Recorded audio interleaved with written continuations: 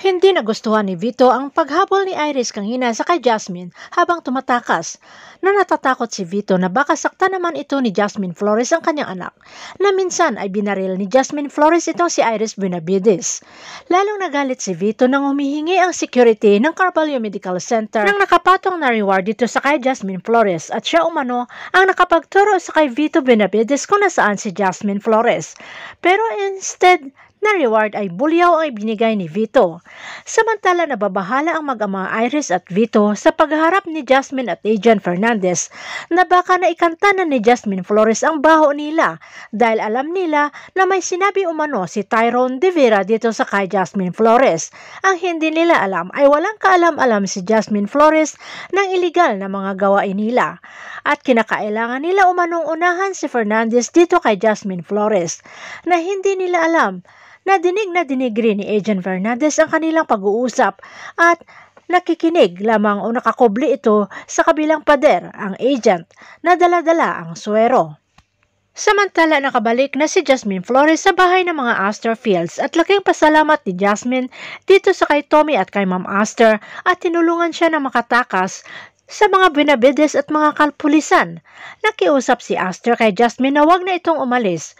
Pero si Jasmine na narinig ang pag-uusap ni Mira at Ma'am Astor na gustong isumbong sa kapulisan ni Mira itong si Jasmine Flores bilang lavender. At narinig din ni Jasmine Flores na sinabi ni Ma'am Astor Fields na si Jasmine o Lavender ang makakatulong sa kanila para mahanap ang anak niyang si Marigold.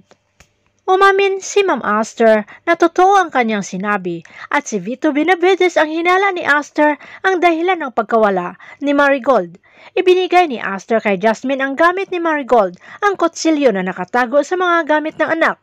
Dumating rin si Mira na humihingi ng sorry at hinihiling na manatili na lamang sa poder nila at tulungan sila na mahanap ang kanyang mami.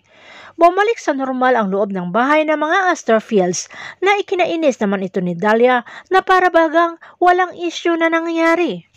Samantala dumating si Pascual ang kabady ni Agent Fernandez at sinisisi si Jasmine Flores sa pagka-hospital ng Agent Fernandez. Paliwanag ni Fernandez na naaksidente siya kung kaya siya ay na-ospital at dahil hindi nakita si Jasmine ay naghihinala si Pascual na pinatakas ito ni Agent Fernandez. Pero nauwi sa malalim na pag-iisip itong si Fernandez nang kinalkal ang bag ni Jasmine at nakita ang isa sa gamit ni Jasmine ay ang suklay ni Angel, ang anak ni Jasmine na kinuha ni Max na pina-DNA test ito ni Jasmine Flores at nalaman na ito nga ang kanyang tunay at nawawalang anak. Samantala, natukoy na ni Pascual na si Astor Fields ang may-ari ng van na sinakyan ni Jasmine sa pagtakas at kailangan na nila umano aristuhin at kakontsaba ito si Astor Fields.